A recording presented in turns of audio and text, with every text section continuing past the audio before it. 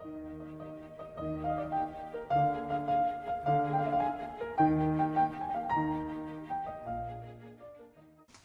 and welcome back. You may remember the session when we talk about the brain and how the brain responds to a stimulation, that when the brain senses danger, in 12 milliseconds the amygdala will say stop, and that creates like a tension to be able to respond to that. But also the information goes to the frontal lobe of the brain and relaxes that. You say, no, it's not dangerous.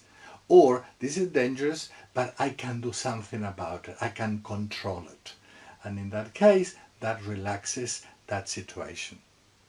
That language, relax and tension, it has been studied by ethologists. Ethology is the study of animal behavior.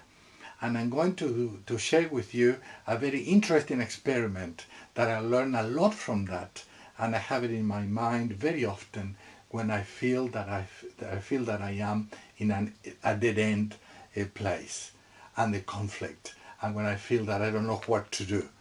I don't know if you've ever felt like that, but I felt that many times, and that exercise of knowing this has helped me to learn how to deal with that in a better way. So they put in a room bars in the middle of the room. In one side of the room they put food in one side of the bars, and in the other side of the bar they put a dog, a very, very hungry dog. They put the dog very hungry, and when the dog sees the food, he finds that in front of him, there are bars. But the bars are only in the middle of the room, doesn't go to the end of the room. But the dog is so hungry, I'm sorry for my drawing, the dog is so hungry that it goes back and forward, but the only thing that the dog finds in front of him are bars. I cannot reach it. This is what in ethology, this is called tense field. Tense field. There is no solution. For the dog, the size of the room is the size of the bars. For him, this is everything that it exists. A room that is blocked with bars. But then the dog becomes very tired, exhausted actually, and goes to sleep. Sleep into the corner, sleep in the corner, and when the dog wakes up, he's not hungry at this point of time. I don't know if you noticed, if you go to sleep at night hungry, when you wake up in the morning, you are not immediately hungry. The hypothalamus hasn't triggered yet the hunger points. It will take a few minutes until you feel hungry again. So in that moment, there's a space here when the dog is not hungry, but he remembers the food, and he remembers that he was hungry too. But in that case, he's relaxed. And this relaxed way allows him to see that the room is wide, and is able to have a distance from the bars, and is able to go around the bars and get the food, and then we have here a very happy dog waving his tail. What happened here? The teaching from ethology is that when we are so close to the problem, we are in what is called tense field. We cannot see more than that.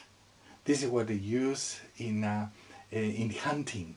They put a goat, and an animal is so hungry that the whole focus is the goat. But they cannot smell, can look and be aware of the environment. So the people, the hunters, are closer, can come closer, but they are not perceived by the blind feelings that the animal has, and it can be hunted. So this is called tense field. But when we put a distance between us and the problem, that distance of detachment from the space helps us to have a different perspective. This is what is called thinking outside the box. Inside the box, I cannot think. I need to have a distance and a space. And this is what is called relaxed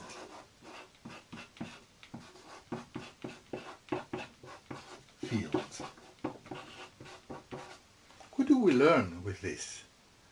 We learn that every time I feel that in front of something, that I feel that level of anxiety and tension, is because I am in the tense field.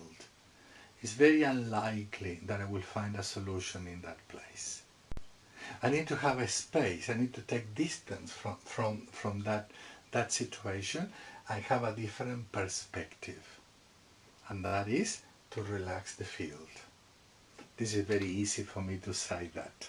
But when I'm in that place, it's not very easy to do. Sometimes it's so hard, it's almost at the edge of the impossible. This is what we need, resources. And sometimes what we need is somebody close to us, a wise person, somebody that will be with us, a coach, a counselor, or somebody that, a friend, that is able to be with us. Like in that place here, so again from my drawings, a friend who can be with me, and I say, come down. Maybe another way of looking at that. This behavior is similar to the one of the 12 milliseconds in the brain. I'm stuck in that place. It said stop, but I'm locked in. The other one, it relaxes and it says you can go. This is what we're talking about, the shalom. I may not be very happy with that situation, but I'm okay. I'm able to find a solution. So the question here is, what is or who is with you in a situation of stress that can give you that support? We're talking in the other video about containers.